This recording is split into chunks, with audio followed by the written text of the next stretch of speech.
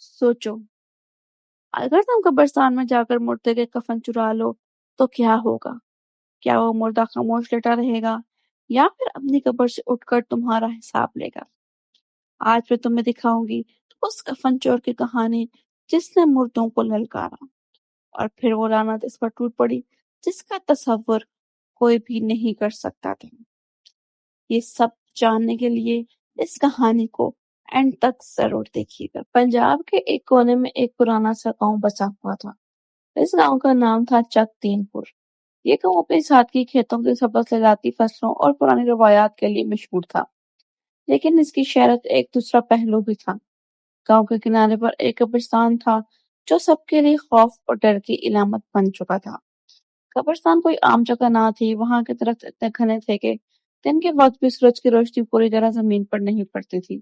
پرانے پیپل اور برگد کے درختوں کی جڑیں قبروں کے اوپر تک پھیل چکی تھی۔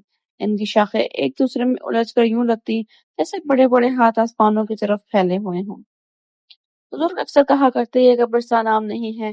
رات کے وقت جہاں روشنیوں کے دائرے دکھائی دیتے ہیں، قبریں خود بخود ہلتی ہیں اور بعض اوقات کسی کے رونے کی آواز سنائی دیتی ہے۔ بچے کھیلتے کھیلتے جب اس کے قریب جانے لگتے تو مائیں ڈانٹ دیتی، "اوے خبردار، قبرستان کی طرف نہ جانا ورنہ وہاں کے سائے تجھے پکڑ لیں گے۔" اسی گاؤں میں رہتا تھا ایک آدمی جس کا نام تھا اکرم۔ اکرم درمیانے قد کا دبلا پتلا شخص تھا جس کی آنکھوں میں عجیب سی چمک رہتی تھی، لیکن وہ چمک علم یا نیکی کی نہیں تھی بلکہ لالچ اور ہوس کی تھی۔ جس کا چہرہ ہمیشہ تھکا ہوا اور آنکھوں کے نیچے سیاہ ہلکے ہوئے۔ اکرم کے والد کا انتقال تب ہوا جب وہ صرف 7 سال کا تھا۔ ماں نے اسے پالا لیکن غربت کے ہاتھوں میں بچپن میں ہی محرومی میں پلا۔ اچھی تعلیم نہ ملی، نہ ڈھنگ کا ہنر۔ بڑا ہوا تو گاؤں کے باقی نوجوان کھیتی میں مزدوری کرنے لگا یا شہر جا کر کام ڈھونڈنے لگا، مگر اکرم ہمیشہ آسان راستہ تلاش کرتا۔ وہ گاؤں کے کسی کام کو اپنی شان کے خلاف سمجھتا، اکثر کہتا، "محنت سے کوئی امیر نہیں ہوتا، پیسہ چاہیے تو شارٹ کٹ ڈھونڈو۔" یہی سوچ رفتہ رفتہ اسے ایک ایسے راستے پر لے گئی جہاں سے واپسی ممکن نہ تھی۔ ایک دن گاؤں کے ایک معمر عورت بی بی زینت کا انتقال ہو گیا۔ بی بی زینت سب کی عزت دار خاتون تھی۔ لوگ دور دور سے جنازے میں شریک ہوئے۔ شام ڈھلے ان کی تدفین ہوئی۔ قبر نہیں تھی، مٹی اب بھی گیلی اور ڈھیلی تھی۔ اکرم قبر کے قریب ہی کھڑا تھا۔ لوگوں کے جانے کے بعد وہ کچھ دیر خاموش سے مٹی کی طرف دیکھتا رہا۔ اچانک اس کے ذہن میں خیال آیا، کتنا نیا اور صاف ستھرا کفن، مردے کو اس کی کیا ضرورت ہے؟ اگر میں نکال کر بیچ دوں تو کئی دن تک کی روٹی اور راشی کا سامان آ سکتا ہے۔ یہ خیال سانپ کی طرح اس کے دماغ میں گھس گیا۔ دل دھڑکا بھی، لیکن لالچ نے خوف پر پردہ ڈال دیا۔ رات کو جب پورا گم سو چکا تھا، اکرم دبے قدموں اپنے کچے مکان سے نکلا۔ ہاتھ میں پرانا بیلچہ اور تھیلا تھا۔ وہ قبرستان کی طرف بڑھا۔ قبرستان میں اسی وقت ہوا عجیب انداز میں چل رہی تھی۔ پیپل کے درخت کی شاخیں یوں بج رہی تھی جیسے کوئی ہنس رہا ہو۔ الو کی آواز اور کتوں کے بھونکنے کی گونج ہر طرف تھی۔ اکرم نے بیلچہ زمین پر مارا۔ مٹی کا ڈھیر ایک ایک کر کے ہٹنے لگا۔ ہر وار کے ساتھ اس کا دل تیز دھڑکتا۔ پسینے کے قطرے پیشانی سے بہہ رہے تھے۔ اگر کوئی دیکھ لے تو، اگر یہ قبر کھلنے کے بعد مردہ جاگ اٹھے تو، لیکن لالچ اس پر غالب رہی۔ آدھے گھنٹے کی محنت کے بعد وہ کفن تک پہنچ گیا۔ اکرم نے ہمت نہ کی کہ لاش کو دیکھے، بس جلدی سے کفن کھینچا اور تھیلے میں ڈال دیا، پھر قبر کو مٹی سے ڈھانپ دیا تاکہ کسی کو شک نہ ہو۔ گھر آتے ہوئے اکرم کا چہرہ خوشی سے دمک رہا تھا۔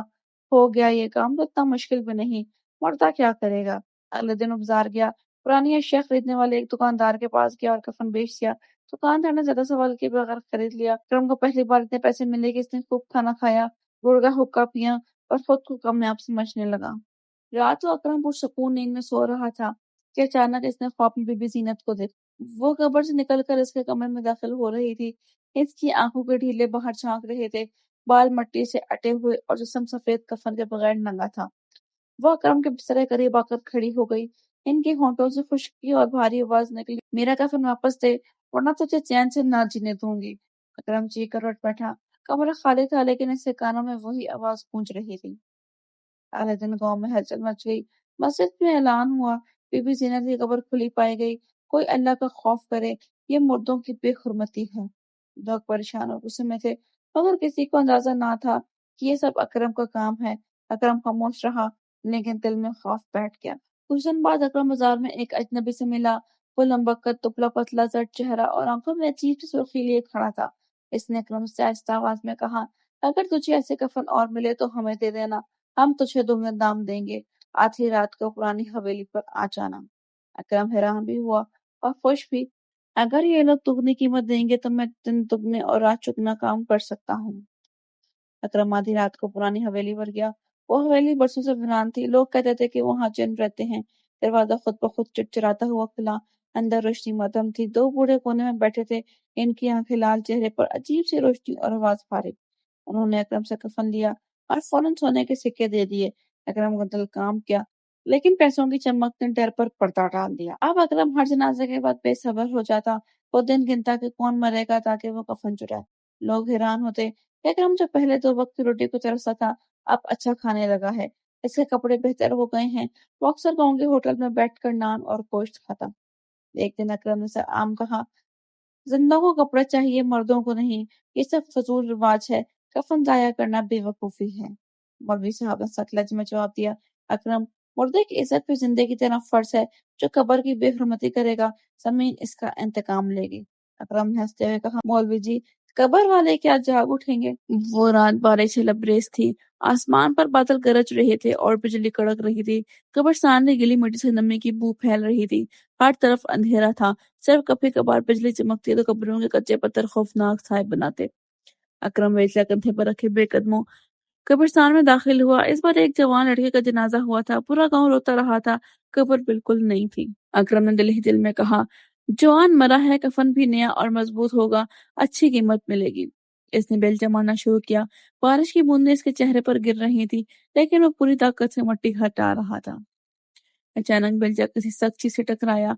अकरम ने समझा शायद पत्थर है, लेकिन जब मिट्टी हटाई तो अंदर से एक हड्डियों वाला हाथ बाहर निकला और इसका बाजू जकड़ लिया। अकरम के सांस खता हो गए। इसने जोर लगाकर हाथ छुड़ाया और पीछे लड़खड़ा गया। कब्र के अंदर से आहिस्ता आहिस्ता आवाज आई, अकरम, मेरा कफन। अकरम को दिल हलक में आ गया। वो बेलचा और थैला वहीं छोड़कर भाग निकला। इस रात जब वो घर लौटा, दिल बुरी तरह धड़क रहा था। इसने खुद को समझाया, ये बस वहम है, कब्र की मिट्टी मेरे हिसाब पर सवार हो गई है। लेकिन जैसे ही बिस्तर पर लेटा, अचानक दरवाजे पर जोर जोर से दस्तक होने लगी। ठक ठक ठक। अकरम हड़बड़ा कर उठा। कौन है? बाहर कोई जवाब नहीं आया। वो आहिस्ता से दरवाजे के करीब गया और कान लगाया। अचानक दरवाजे पर अंदर से ही किसी ने थप्पड़ मारा। अकरम पीछे हट गया। पसीना इसके माथे पर चमक रहा था। वो वापस कमरे में आया तो देखा कि आईने में इसके पीछे कोई खड़ा है। काला धुंधला सा साया। अकरम ने पलट कर देखा तो कुछ ना था, लेकिन आईने में वो साया अब भी मौजूद था।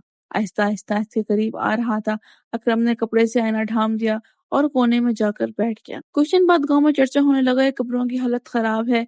लोग सरगोशियां करते कि सब कोई इंसान कर रहा है, कफन बेचने वाला कोई है। मौलवी साहब ने जुम्मे के खुतबे में कहा, ये अल्लाह का गजब है। मर्दों की बेहुरमती करने वाला चैन से नहीं मरेगा।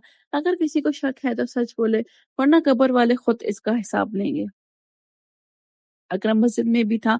सबकी नजरें इस पर नहीं पड़ी, लेकिन इसका दिल थक थक करने लगा।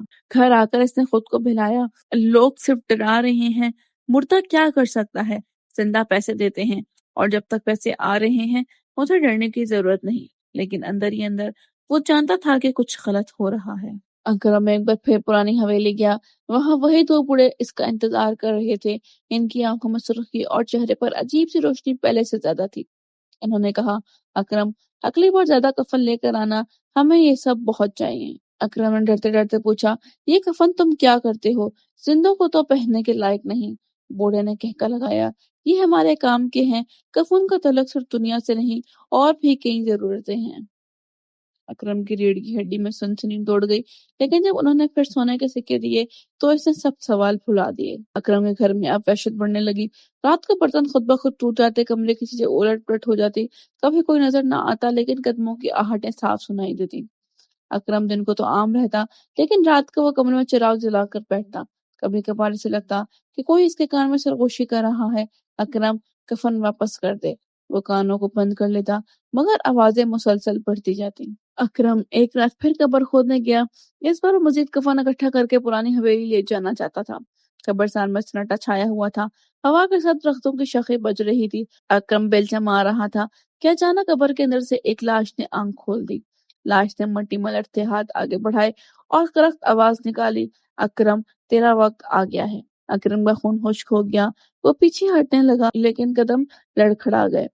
اچانک ارد گرد سب قبریں ہلنے لگیں، ہر قبر سے ہاتھ باہر نکلنے لگا، قبرستان کی فضا چیخوں سے بھر گئی، ہمارے کفن واپس کر، اکرم کو پکڑو۔ اکرم نے پوری طاقت لگا کر بھاگنے کی کوشش کی، لیکن جہاں بھی جاتا وہاں سے مردوں کے ہاتھ نکل کر اس کا رستہ روک لیتے۔ ایک قبر کے اندر سے بی بی زینب نمودار ہوئی، وہی جس کا کفن سب سے پہلے اکرم نے چرایا تھا۔ ان کی آنکھوں میں غصہ اور چہرے پر وحشت تھی۔ انہوں نے اکرم کی طرف اشارہ کیا اور کہا، یہ وہ ہے جس نے ہمیں بے کفن کر دیا، اسے قبر کی زمین میں ہمیشہ کے لیے دفن کر دو۔ لاشیں اکرم پر ٹوٹ پڑی، ہاتھوں نے اس کا جسم جکڑ لیا، وہ چیختا رہا، مچلتا رہا، لیکن کوئی اسے بچانے والا نہ تھا۔ اسی دوران پرانی حویلی کے وہ دونوں بوڑھے بھی قبرستان میں نمودار ہوئے۔ ان کے چہروں پر اب انسانیت کی جھلک باقی نہ تھی، وہ لمبے قد کے کالے سیاہوں میں بدل گئے۔ انہوں نے قہقہ لگاتے ہوئے کہا، اکرم، ہم نے تجھے لالچ میں ڈال کر یہ سب کروایا، کفن ہمارے جناتی عمل کے لیے ضروری تھے، لیکن اب تو بھی ہمارے کام آ چکا ہے۔ اکرم چیخا، مجھے چھوڑ دو، میں تمہارے لیے اور کفن لا دوں گا۔ بوڑھوں نے ایک ساتھ کہا، اب تجھے ہی کفن کی ضرورت ہے۔ لاشوں نے اکرم کو گھسیٹ کر ایک کھلی قبر میں ڈال دیا۔ قبر خود بخود بند ہونے لگی، مٹی کے ڈھیر اس پر گرنے لگے۔ اکرم نے پوری طاقت سے ہاتھ پاؤں مارے، لیکن آوازیں قبر کے اندر ہی دب گئی۔ اس کی آنکھیں کھلی کھلی رہ گئیں، چہرے پر وحشت جم گئی۔ جب قبر بند ہوئی تو ایک بھیانک خاموشی چھا گئی۔ صبح جب گاؤں والے قبرستان گئے تو وہ منظر دیکھ کر کام گئے۔ ایک قبر تازہ کھلی ہوئی تھی، اس کے اندر اکرم کی لاش پڑی تھی۔ اکرم کے جسم پر کئی کفن لپٹے ہوئے تھے، جیسے مردوں نے اپنے کفن واپس لے کر اسے پہنا دیے ہوں۔ اس کی آنکھیں کھلی تھی اور چہرے پر دہشت جم گئی تھی۔ مولوی صاحب نے یہ منظر دیکھ کر کہا، یہ اللہ کی نشانی ہے، مردے کی بے حرمتی کرنے والا خود مردوں کے عذاب میں آ جاتا ہے۔ اس دن کے بعد گاؤں میں کبھی کسی نے کفن چرانے یا قبر کی بے عزتی کرنے کا سوچا بھی نہیں۔ لوگوں نے اپنے بچوں کو بار بار یہ کہانی سنائی تاکہ وہ عبرت حاصل کریں۔ سچ یہ ہے، لالچ انسان کو اندھا کر دیتا ہے، حرام کی کمائی کبھی سکون نہیں دیتی، اور قبر کی عزت کرنا زندوں پر فرض ہے۔ اکرم کی کہانی گاؤں کے لیے ایک خوفناک سبق بن گئی، اس کا نام ہمیشہ کے لیے کفن چور رہ گیا۔